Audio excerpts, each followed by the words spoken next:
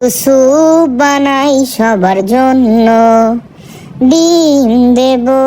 আমরা 3টি দিয়েছি, আপনার ইচ্ছা মতো দিতে পারেন। চিকেন দিব, চিংড়ি দেব সামান্য, এরপর মাশরুম দেব ইচ্ছে মতো। আদাও দিব, টমেটো সস দিব, চিলি সস দিয়ে দিব, সয়া সসও সাথে দিয়ে দিব, লেবু দিব, গোলমরিচ দিব, লবণ ও চিনি দিব সামান্য, যাতে সবাই খেতে পারে যেন। এখন 2 টেবিল চামচ কর্নফ্লাওয়ার গোলানো দিয়ে দেব। এখন ঘুটাতে থাকবো ইচ্ছে মতো।